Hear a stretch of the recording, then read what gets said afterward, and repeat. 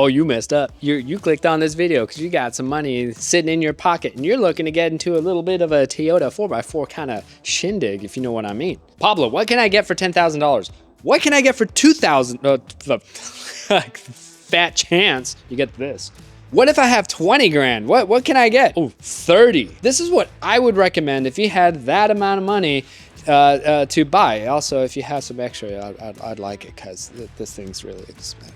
I'm not begging, none of that. Look, this hobby is absolutely amazing, and it's one of the things that I absolutely love about it. It's not just the community, but also the resources that we have now these days, as opposed to like maybe 5-10 years ago. So close Instagram, close TikTok, stop looking at the overland reels. Let's figure out what you can buy for $10,000 in today's market, April 2025. This is more like the budget category. You might have to wrench on it some. It's not going to be a finished product, but it is going to be something that's going to let you get into the platform for a decent amount of money.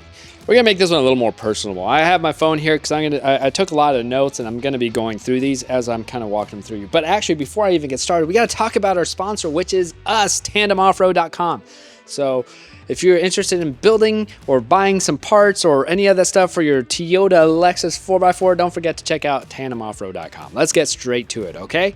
Now, if I had $10,000 and I wanted to get into this hobby, most of my options are kind of limited because there's really not a budget Toyota in this day and age, but there are some options out there if you want to get into the hobby for not that much money. I mean, $10,000 is a lot of money, but anyways, back in the day, you could get into like a first generation 4Runner and have a lot of fun, even in a Toyota pickup, but these things have actually become so hard to find and parts are impossible to find that these are kind of out of that option now these days, and they don't really make a good daily driver. But what's actually started taking their place is the third generation 4Runner. They made lots of these things and they sold a lot of them, so there's still quite a bit out there to be had. Now, unfortunately, because of their age, you're going to start seeing them with a bit of high mileage, and that's also going to be true with some of the other vehicles I'm going to name in this category, but I really wouldn't be too concerned when they're sitting at 150 to 200,000 and sometimes even 300,000. The difference that makes it to where I would buy or not buy is how much maintenance has been done to the vehicle. Because if you have clean records of good maintenance, I really wouldn't be too scared. Now, the other kind of benefit to the third generation 4Runner is that there's still quite a bit of aftermarket support for it, and there's a lot of forums and networks and stuff like that where you can kind of get a good idea of what you need to put together to have a really good time with one of these.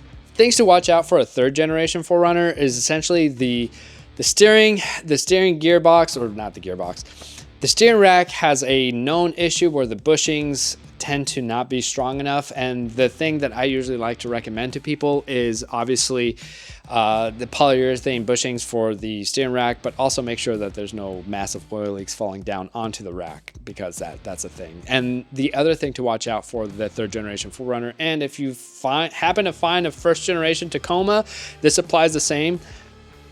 But the things to also watch out, and this is the most crucial thing ever, is ball joints. Don't sleep on the ball joints. Don't buy Moog. Do not get Moog. Do not buy Moog. Just buy Sankei or 555 or OEM. Just buy those. Trust me. Don't go Moog. Also, the 5EZ is a super stellar engine. I absolutely think it's one of the most reliable engines that Toyota had in that time period. Now, also in the $10,000 mark, I would also have to put the GX470 in this category. These can be had for under $10,000. I just sold one for a customer just recently for $6,000, but it also had 300,000 miles on it. But I have also been maintaining that vehicle for the past 10 years. It's finding those gems like that. You're going to get into the hobby for a very good price and have a really good time doing it, because the GX470, man, it was slept on for a long time until when we first got into this hobby about 10 years ago and people started figuring it out. But it's a super solid platform. Things to kind of watch out for the GX470s is the differential is a bit smaller for a V8. It's the 8-inch and not the 8.4 or 8.2, which is kind of weird. Why, Toyota? But If you plan to put 35s and stuff like that, remember to kind of wheel smart with it, because you could have some grindy brokey bits in the back. But yeah, GX470 is a really good one. Lower control arm bushings on the GX470 is another main issue with those. But other than that, I mean, they're pretty rock solid. They're pretty dependable. I have several customers that have them in about the 450,000 mile range, and they still make massive trips with them, which is absolutely crazy. And let's see, what else? First generation Sequoia, I also think is another kind of slept on, budget friendly-ish Toyota 4x4. The first gen Sequoia 4x4s, those can be found for a decent price. I've seen some for going around $7,000 to $8,000. Granted, they're kind of up there on the mileage, but they kind of they share the same engine as the GX470, which is the 2UZF. Now, what would I buy if I had $20,000, burning a hole in my pocket? Now, this is where things kind of get a little interesting, because I'm gonna mention probably one or two of the same vehicles here, but it's a little bit different. You can get a really nice GX470 for around a little under 20 grand, and something that's probably extremely well maintained or almost tastefully built. That's kind of like the beauty of it. Just watch out for kind of like common things like rust and stuff like that. Also, another vehicle that you could probably find in here is the fourth generation 4Runner, though it is kind of seen the black sheep, but also the most coveted. It's so weird because either people love them or they hate them. I've been told that this is the last of the real good 4Runners because it's got a V8, brother.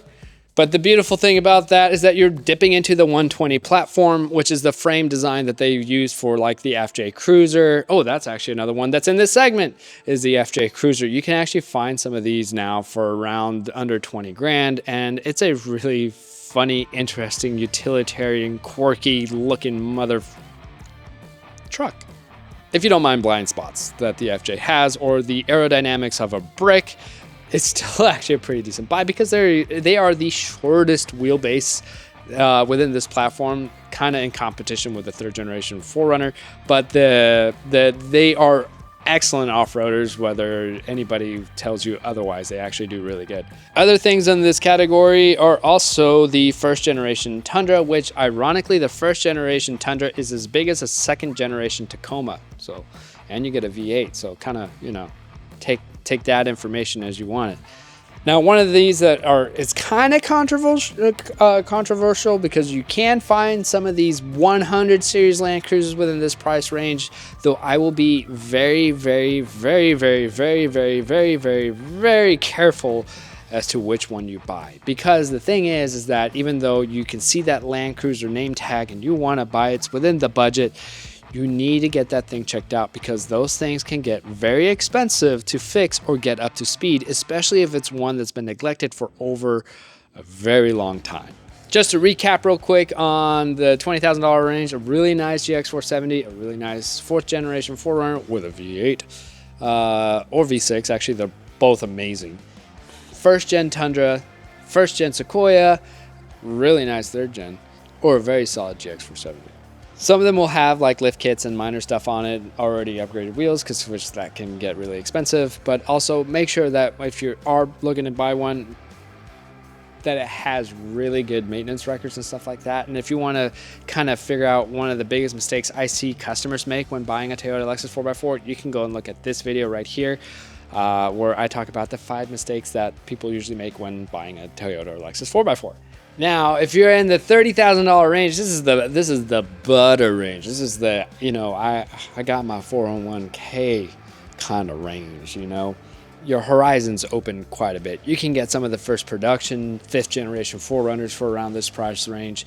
I definitely got my GX460 within this price range. Actually, way below that. I paid around 20 grand for my GX460.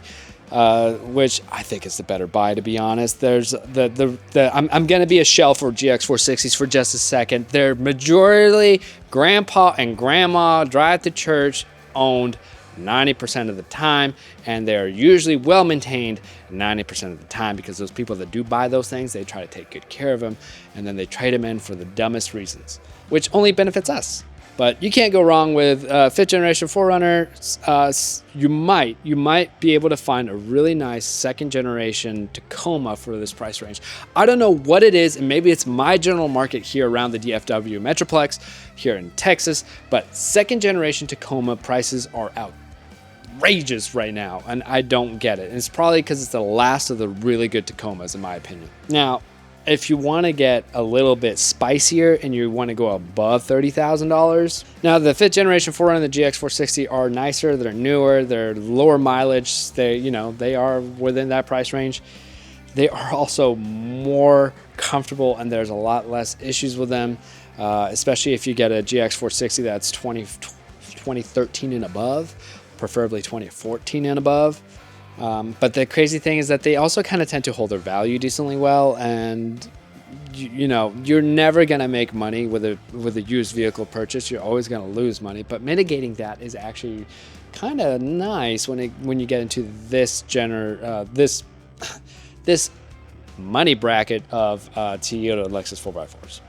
But anyways, yeah, that is my take of what I would buy if I was within those budgets of purchasing power for a Toyota Lexus 4x4. And let me know if I'm an idiot. That'd be cool. You can write down in the comment and tell me what you would do differently, or if you think it's spot on and that I'm awesome. That'd be cool too. Anyways, that's all I got for this video. I don't know why I'm making these, but they're fun and they're easy. So yeah, I'll like, subscribe, all that stuff. And also, TandemOffroad.com. Okay, bye.